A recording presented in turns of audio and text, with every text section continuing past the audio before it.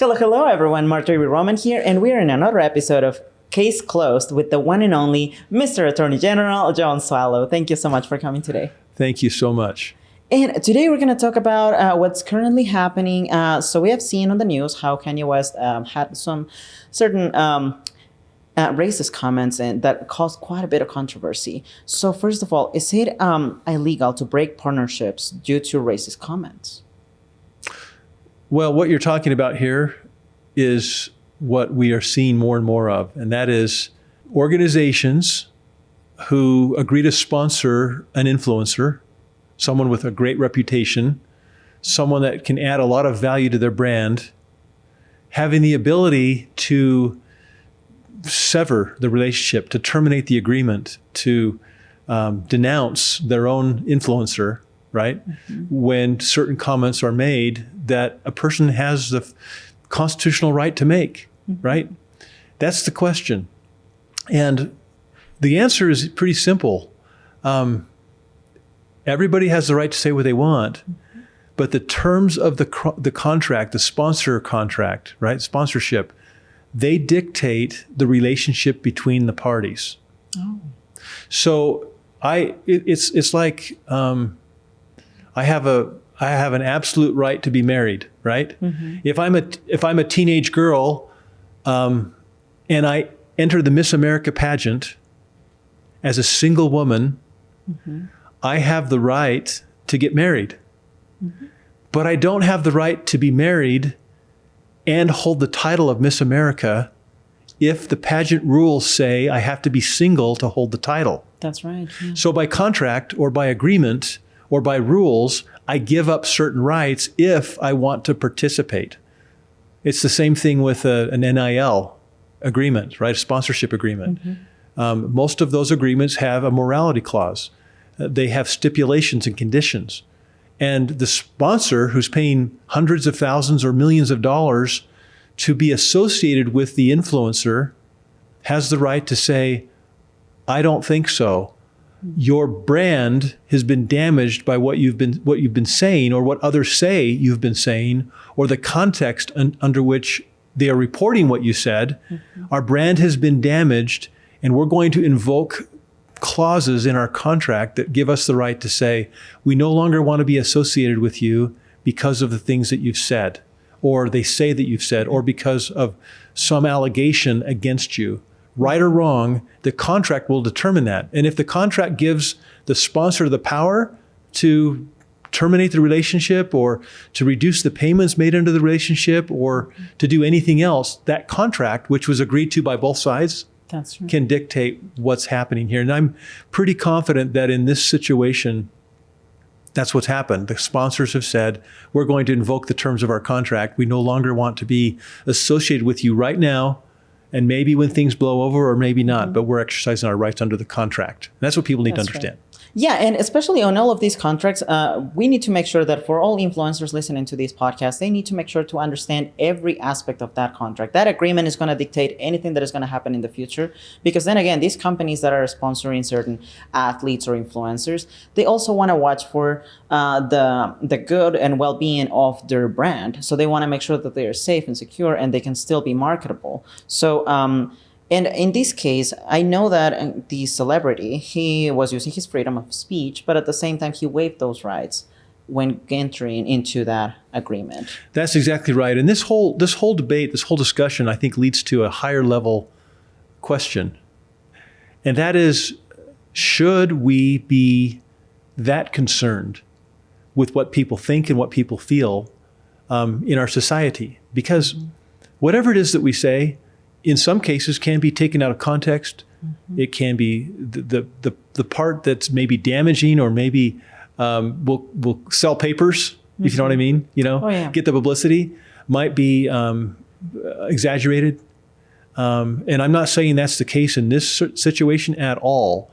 But more and more, we are really listening to the shrill message of people who stand to gain by creating controversy. Mm-hmm. And it's impacting us in our society.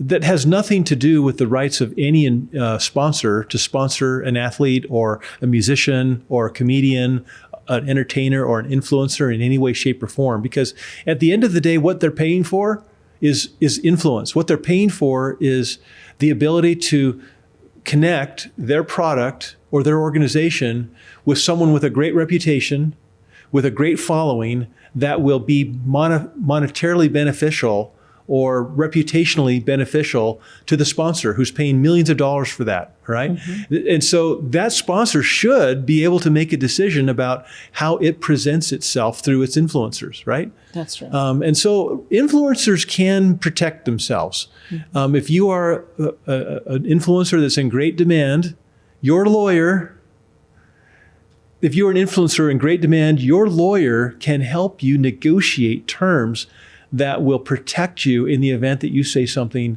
that may be interpreted as being offensive to a sponsor or to the public at large. You can build into it terms that if there is a termination of the contract under a morality clause, that you're still paid out a certain percentage or maybe all of what you're entitled to receive under the contract. And if you're high enough in demand and have enough of a negotiating position, you can negotiate whatever terms work for you, or you can decide not to sign the contract in the first place. So again, it's a matter of contract, and you have to make decisions as an influencer and as a sponsor about what you will require and what safeguards there are to get you out of a contract that doesn't work for you any longer. That's true. And then again, it all comes to getting the right legal counsel. And speaking of that, what type of lawyer would you be hiring in the case that you were an influencer about to close on a deal with a certain sponsorship brand? Well, more and more, the name, image, and likeness is a matter of federal regulation in the event, to the extent that the Federal Trade Commission really is concerned about sponsorships in general, where a person is paid to represent a product or a company and is making false statements. For example, if you say, I've tried the product and it's really good and it really works, you better have tried the product, and you better really believe that it works if you say what you say. And so that's important. You can't make misrepresentations as an influencer, right?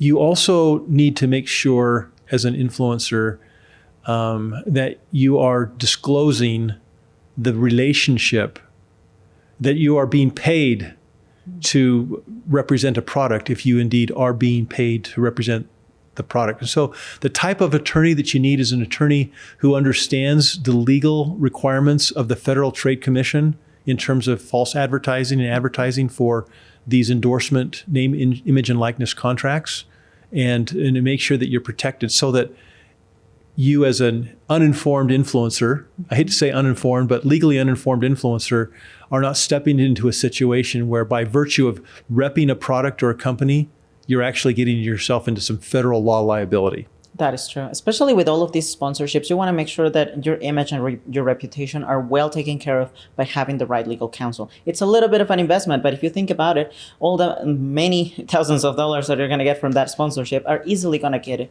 that paid off.